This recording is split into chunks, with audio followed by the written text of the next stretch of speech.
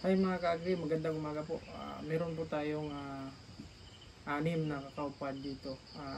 Ito po yung mga koleksyon natin po sa white beans po. Ito po yung galing ng Davao kay Sir Barloquias. Ito pong apat dito po ito na discover sa Panay.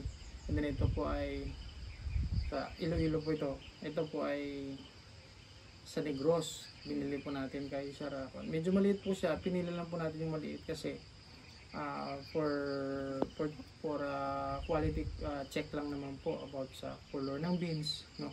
So ito po unahin natin yung malaki, ang kay Sir Virgilio Loquias, yung tinatawag niya na modern criollo po. White with white cotyledons, but according to him belongs to Trinitario, no. Yan po yung kanya, ang dami po niyang andakan po. Ang malalaki po yung kanyang beans at maganda po yung beans niya, no. Ayan po.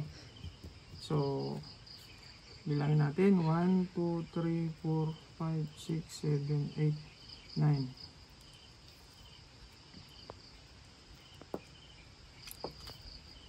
10, 11, 12, 13, 14, 15, 16, 17, 18, 19, 20, 21, bale 42 po seeds. And makikita nyo po ninyo, pahaba po yung seeds nya, yung beans nya. Ayan o. Ayan. So testing po natin. Ayan po. Ito po yung beans nya, ipahaba po. Ayan.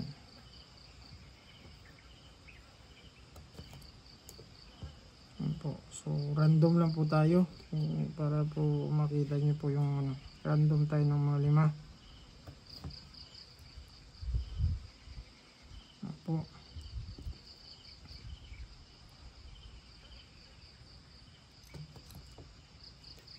Ayan. So yan po yung kuan niya, color niya po. So ito naman po is dito po ito sa Panay po na region 6 po, kaya po tinawag namin binukot po, no. Testingin po natin yung ano niya. Ito po rin medyo pahaba po siya. So ayan po, iba-iba po yung kanya, oh. Nakikita niyo po. Ito po medyo pahaba na may rag po siya. Tsaka yung beans niya po is medyo maliliit, no. Medyo maliliit yung beans niya, pero pan po siya. Kumbaga mabusog po yung beans niya, round beans po siya. Yan. So yung term po, local term po namin dito sa Panay po for kanya is tibsol, kasi round bean po siya. Yan. Maliliit nga lang po, but I think kung lalaki po yung puno niya, may potential po na ano. So we're thinking of crossing this, cross po sila. Tingnan natin kung ano po yung kalalabasan niya ng bunga. So bilangin po natin 1, 2, 3, 4, 5, 6, 7, 8, 9, 10, 11, 12, 13, 14, 15, 16, 17, 18. So 36 po. Random lang po tayo ng cut test para po sa kanyang cotyledon po. Yan. Yan po. 3, 4, 5. Yan po mga ka-agri. So ito po yung tinatawag nating binukot, and magkaiba po yung amoy nila. Ito po is more on parang guyabano po. Ito naman po may pagka siya. May pagka yung kanya is medyo may pagka-asim po siya ng konti, no. So iba po yung kanya. So ito naman po is medyo round po siya na kwan po, but marag naman, no. Round pod.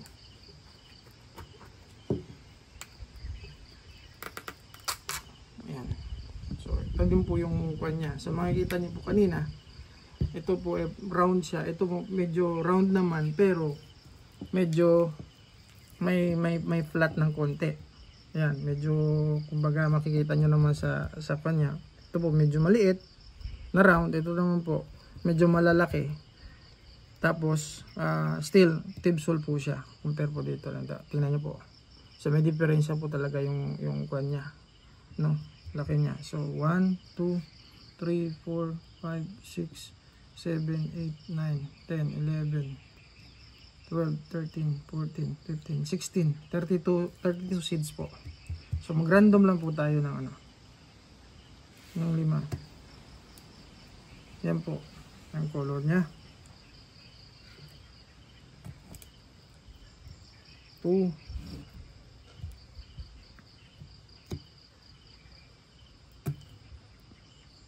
3,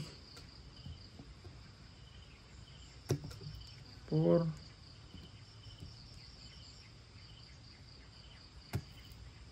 5. Yan po. So makikita nyo po yung kanya. So kung ano ko po, ito yung malaki. Pangalawa, ito po yung pangatlo. So tingnan po natin ito. Medyo kon po yung ano niya. Different naman ang niya sa isa-isa na to. Medyo makinis po yung ano niya, no? Makinis na po yung kumbaga yung balat niya, no? So kita nyo po yung ano niya, maliit po yung napaka-pan po ng pad niya, ng shell niya, no? So titignan po natin yung kanya still kasi yung plano po dito is kung pwede siya makross, no, sa ibang ano. So makikita niyo po dito yung mga rejects po ng ano, mas marami dito sa pang-apat natin na ano, kasi may mga maliit siya, may mga flat beans po siya. Yan, tulad po nito, flat beans po. Yan. So bilangin lang po natin yung good. 1, 2, 3, 4, 5, 6, 7, 8, 9. So 18 lang po. Ito check po yung kanya. Still white po siya.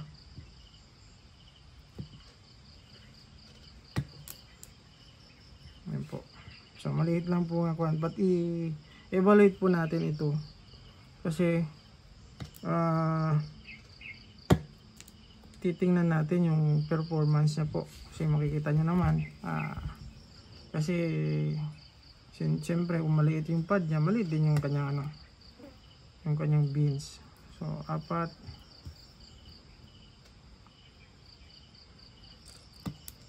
5. Yan po.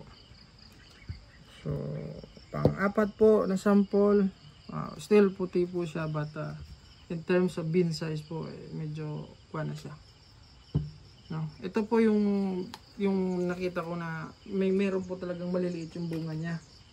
Parang ganito lang po talaga kalaki. So pinano po natin, titingnan po natin ano, but it look like mas maayo pa siya, mas maganda po siya compare dito sa ano, kasi yung beans niya ay buo din, no? Yan po yung pad niya at saka ito po yung beans niya. So walang halos na flat beans. At bilangin natin 1, 2, 3, 4, 5, 6, 7, 8, 9, 10, 11, 12, 13, 26 po, no? 26 po na ano, na beans. Tapos yung kulay po ng panya is yan po.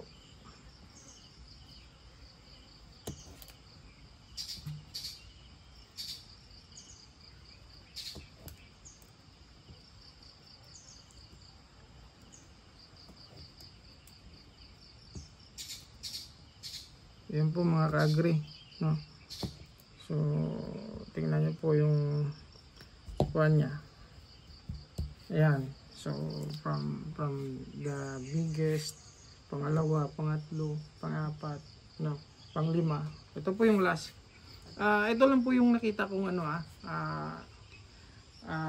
hinog po sa binila natin kasi magto 2 years pa lang po yung yung since na tanim natin na binili natin. So ito yung nakita ko. Although yung iba po malalaki din po, lumalaki ng gagat kahit na parehas nito.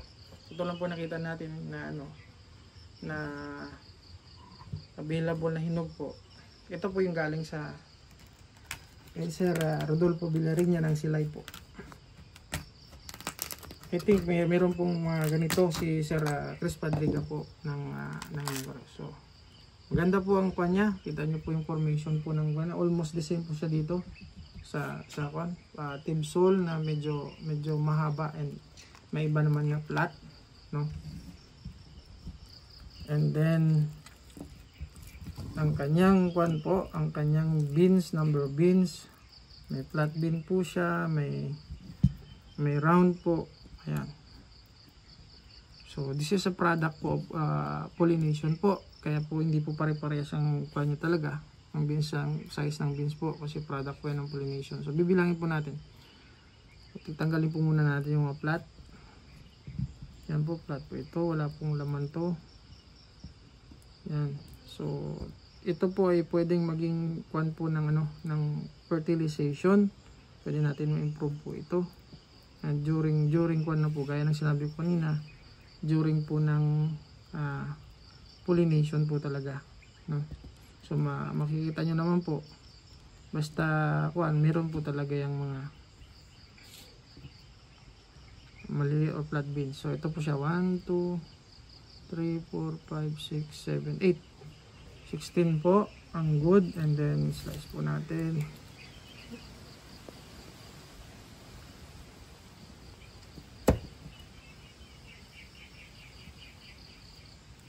Yan po.